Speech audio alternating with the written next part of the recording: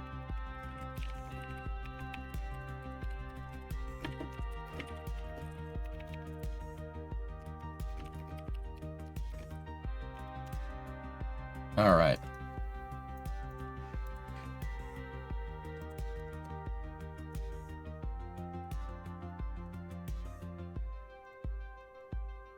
Let's just enable the tanks. Make sure that's all working correctly. Oh, yeah. Oh, yeah. Dude, this thing could shoot the target vehicle to the moon. Just saying.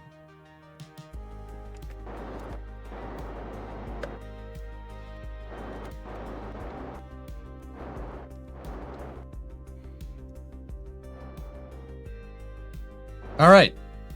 We're going to leave that right there. And we'll get that all figured out. Probably on Monday, we'll get our first crewed flight.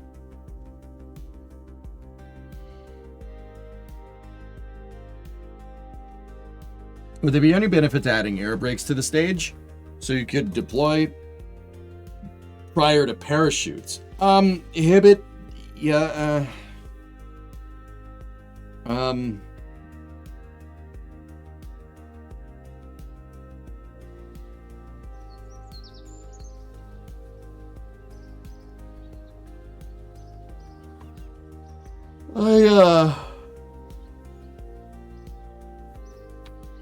we could get away with that. Yeah,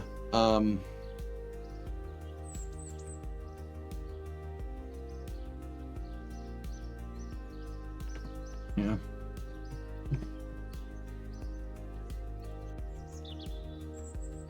Oh, these pictures are so cool. Thanks, Notrolox, for linking it. Yeah, I would... Sorry, my brain's shifting into flame trench mode. Hold on. So to answer your question, we could put air brakes on it. I'd prefer to modify the trajectory. If we can get the booster to come in at a little less steep angle of attack, we can use more of the drag. It's more time in the atmosphere, a little shallower boost back next time should help us. I also, that also means that to not, our apogee, highest point for stage was 79. If we keep it lower, it won't come in as fast. Basically, we could add air brakes, but I'd prefer to use trajectory optimization, the old Eric Johnson guidance system, to get it to slow down. I can get one of these to soft splash. Yeah, I just needed to kind of feel it out. I mean, we have plenty of experience with Condor, MLV, and a bunch of other things to get this thing to really work. Like I'm not too worried about it. Oh, shoot. So that's going to do it for what part are we up to? 13? Yeah, that's going to do it for part 13. Part 14, we'll see our first crewed launch. Testing end-to-end systems, including docking to the capsule. And if that goes well, I think we will use the target vehicle to shoot us out to the moon. Yeah, with Jeb, Bill, and Bob. I think that's what we're going to do. We'll shoot the moon. I have all my communication systems in place. I'm not too incredibly worried about it. We'll shoot the moon for a free return. Yeah, that should work. You can still hear KSC's birds chirping. How about now?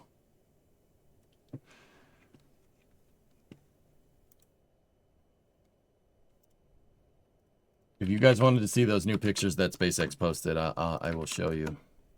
Here. Oh, baby.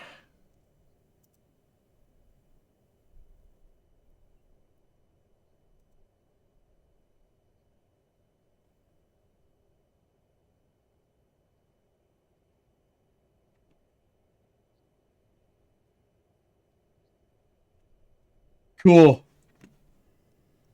Oh, jeez. I'm sorry. My brain shifted gears, so I'm just like... Yeah, that exact noise. So, all right, guys. I'm going to get ready for Flame Trench now. Flame Trench is a weekly informal news show that I host with my buddies over at NASA Spaceflight. On the YouTube side of things, guys, go over there. I don't like double broadcasting Flame Trench on YouTube, but on Twitch, just chill here for a second and stay tuned. Flame Trench will start in about 15, well, it's 17 minutes to the top of the hour. It's probably going to be 25 minutes till Flame Trench starts. Let's not kid ourselves here. Their punctuality is worse than mine. No, just kidding. So I will see you guys all in a second for Flame Trench. Still got plenty of stream left. We have racing after. Racing after Flame Trench. Actually, I don't know. We might do something else before that. We'll figure it out. So, yeah, should be good. I'll see you guys in about 20 minutes. Leak, who's on? It's me, Jack and Sawyer. Before you run, check this.